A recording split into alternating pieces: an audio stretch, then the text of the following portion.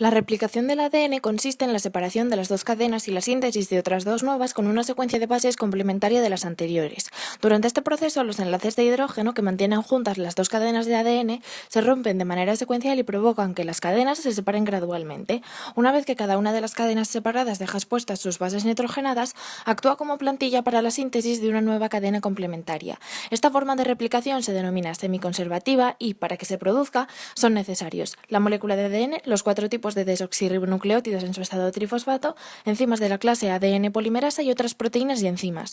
Antes de todo, debemos de saber entonces qué son las enzimas ADN polimerasas. Son las enzimas que sintetizan nuevas cadenas de ADN como plantilla, se desplazan a lo largo de la cadena de ADN molde en el sentido 3'-5' y catalizan la incorporación de nuevos desoxirribonucleótidos al extremo 3' libre de una cadena de ADN en crecimiento.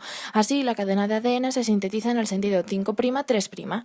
En la replicación del ADN se diferencian 3 fases. La primera es la fase de inicio. En ella, la replicación del ADN comienza en secuencias específicas del ADN denominadas orígenes de replicación, que sirven como puntos de unión para las proteínas iniciadoras, cuya función es separar localmente las dos cadenas de la doble hélice.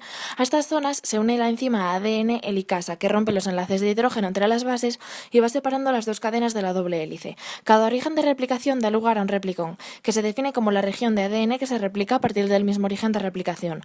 Las zonas de separación entre las dos cadenas de la doble hélice se denominan burbujas de replicación y son estabilizadas por las proteínas de unión al ADN monocatenario.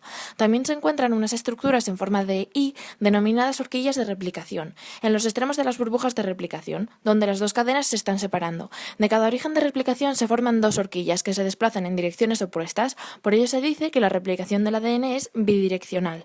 La apertura de las dos cadenas de la doble hélice por las helicasas provoca superenrollamientos por delante de ellas que son eliminados por la acción de las ADN topoisomerasas. Fase de elongación. En ella, una vez iniciada la síntesis del ADN, el siguiente paso consiste en la elongación del ADN naciente por acción de la ADN polimerasa a partir del extremo 3' del ARN cebador.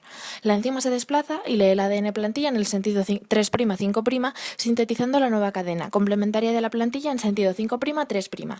Y la fase de terminación consiste en que, una vez iniciada la replicación del ADN, esta continúa hasta que toda la molécula original ha sido copiada y se ha formado la nueva molécula de ADN. La exactitud de la replicación del genoma es crítica para la supervivencia de un organismo. Tiene un grado de error muy bajo que se explica por la precisión de los mecanismos de corrección de errores. A pesar de ello, se producen cambios en su estructura y errores en su replicación. Los cambios que se producen en el material genético se denominan mutaciones y son el origen de cambios genéticos que conducen a la muerte celular y a gran número de enfermedades. Las mutaciones pueden clasificarse en mutaciones génicas. Consisten en la alteración de la secuencia de nucleótidos de un gen y pueden deberse a sustituciones de bases o inserciones o deleciones. Las sustituciones de bases dan lugar a la alteración de un codón en el ARN mensajero y pueden generar mutaciones de cambio de sentido, sin sentido o silenciosas. Estos tipos de mutaciones dan lugar a la aparición de un conjunto de alelos que se diferencian en un solo nucleótido, que definen un polimorfismo de un solo nucleótido. Las inserciones o deleciones de nucleótidos provocan cambios en el marco de lectura del ARN mensajero y alteran todos los aminoácidos codificados por los codones que sigan a la mutación. Las mutaciones cromosómicas afectan a un segmento cromosómico que incluye varios genes y pueden ser deleciones, la pérdida de un segmento del ADN. Depende de cuáles son los genes que se han perdido, pero en la mayoría de los casos será letal y en otros casos será grave. Las duplicaciones. Consiste en la duplicación de un segmento de un cromosoma. En ellas no hay pérdida de información genética, pero se producen desequilibrios en la cantidad de productos génicos que pueden afectar al genotipo. Las inversiones. Un segmento de un cromosoma se separa, gira 180 grados y se ensambla de nuevo. Las translocaciones, que se producen por el intercambio de segmentos entre cromosomas no homólogos o por el desplazamiento de un segmento a otro lugar del cromosoma o a otro cromosoma. En las inversiones y translocaciones están asociadas a menudo a efectos fenotípicos importantes, ya que pueden romper genes y destruir su función. Las mutaciones genómicas alteran el número de cromosomas propio de la especie. Existen dos tipos básicos: las aneuploidías, que consisten en el aumento o la disminución de uno o varios cromosomas, se deben a alteraciones en el reparto de cromosomas durante la mitosis o la meiosis y afectan gravemente al fenotipo. Las más importantes son las nulisomías, que falta un par de cromosomas homólogos, las monosomías, que falta un solo cromosoma, y las trisomías, que consisten consiste en la ganancia de un cromosoma.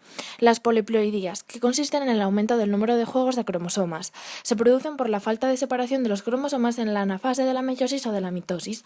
Es muy frecuente en las plantas y está considerada como un mecanismo evolutivo fundamental. En animales es menos común. Existen dos tipos importantes: la autopoliploidía, que los conjuntos cromosómicos son de la misma especie, y la aloploidía, los conjuntos de cromosomas proceden del cruce de dos especies diferentes. Por último, en función de las causas que originan a las mutaciones, pueden ser espontáneas e inducidas. Las espontáneas son las que se producen de manera natural y las mutaciones inducidas son las que se producen por la influencia de factores externos denominados mutágenos.